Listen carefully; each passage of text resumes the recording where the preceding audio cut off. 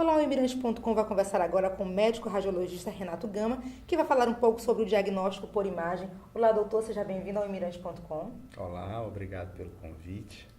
Então, doutor, o que é o diagnóstico por imagem? Bem, o diagnóstico por imagem refere-se a uma especialidade médica que hoje tem um papel fundamental de trazer à luz para o médico requisitante do exame, né, informações adicionais acerca de um determinado quadro, de uma determinada doença apresentada por um paciente. Pode ser feito em qualquer parte do corpo?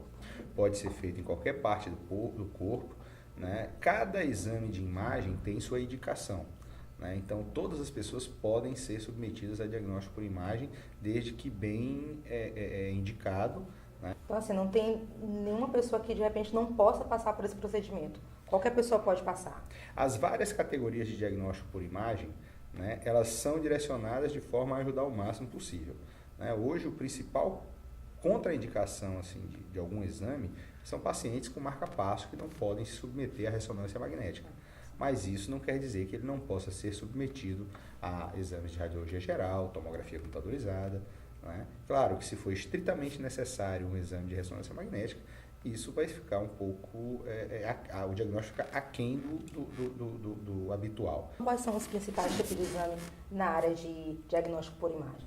A gente tem inicialmente a radiologia geral, né, que foi que deu início a tudo, aproximadamente pouco mais de 100 anos, né, quando um alemão, William Röntgen, começou a desenvolver um trabalho de radiologia geral. Posteriormente veio mamografia, densitometria óssea, ultrassonografia, tomografia computadorizada e ressonância magnética. Mas assim, geralmente quando se fala da questão de radiologia, pensa-se em radiação. Tem riscos para o paciente que de repente passa várias vezes por procedimentos de diagnóstico por imagem, ter um risco de contaminação por radiação? Sim, nesse aspecto é importante frisar que nós temos métodos radioativos e não radioativos, né? A ultrassonografia, ressonância magnética são métodos que não usam radiação, mas no caso da ressonância magnética, o eletromagnetismo usado faz com que alguns pacientes não possam se submeter a esse exame, como por exemplo os usuários de marca-passo, né? Pacientes com próteses metálicas, né, secundárias a trauma, alguma coisa, podem ter eventualmente seu diagnóstico reduzido nos aparelhos de ressonância magnética por causa de artefatos gerados por esses aparelhos metálicos. Entretanto, eles não são necessariamente descartados, pode ajudar. E os outros métodos são os radioativos, os com radiação ionizante. Os métodos com radiação ionizante são a mamografia, o raio-x e a tomografia computadorizada. Desses, o raio-x e a mamografia e a densitometria óssea também. Esses métodos, raio-x, radiologia geral, mamografia e densitometria óssea, utilizam baixas cargas de radiação. E também, devido à frequência com que eles são feitos, é uma frequência menor, eles não representam risco significativo na realização de exames.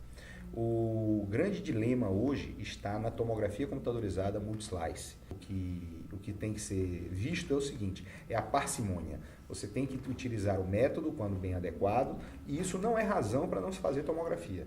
Tá? Pelo contrário, a tomografia é um método extremamente seguro, né? Os níveis de radiação que podem fazer mal à saúde são altos, né?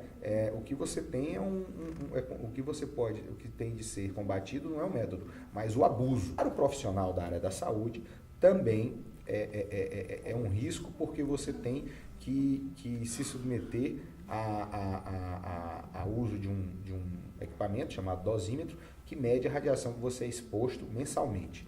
Né? E isso faz com que ele esteja controlado. Sim. Exposições acima do permitido, os limites hoje são bem estreitos, eles são mais ou menos universais, e esses limites estreitos eles são para a segurança dos profissionais da saúde. Realmente, eu nunca, nos últimos 10 anos, 14 anos que eu tenho de profissão, eu nunca vi um técnico ou um médico que tenha se submetido a uma carga maior do que permitido. Tá certo. Então, doutor, para finalizar nossa conversa, que está muito boa, queria que o senhor falasse agora o que tem de mais novo no Maranhão na área de diagnóstico por imagem. Olha, os maiores avanços foram feitos em algumas áreas e de forma eficiente, São na tomografia, a aquisição dos tomógrafos multislice. Na área de ressonância magnética, a própria ressonância magnética foi um grande avanço, foi uma revolução dentro do diagnóstico por imagem. E na área de ressonância magnética, hoje você tem as ressonâncias mais robustas, né, fazendo com que a qualidade de imagem seja melhor. Como toda tecnologia, ela fica mais robusta e menor. Né? Então, hoje você tem os magnetos estreitos, que permitem ao paciente fazer exames de imagem com a cabeça para fora do equipamento. Isso é muito importante para quem tem claustrofobia, para quem tem medo de lugares fechados. E na ultrassonografia são os transdutores de alta resolução. Né? Hoje a imagem da ultrassonografia ela é HD. Os melhores equipamentos, os melhores profissionais trabalham com tecnologia HD, High Definition. Esses são, na minha opinião, os maiores avanços que houve na área de diagnóstico por imagem. Que maravilha, então. Então, doutor, foi um prazer recebê-lo aqui conosco, tirando tantas dúvidas dos nossos internautas. Muito obrigado pelo convite. Então, tá bom. Internautas, continue assistindo nossos vídeos aqui no imirante.com.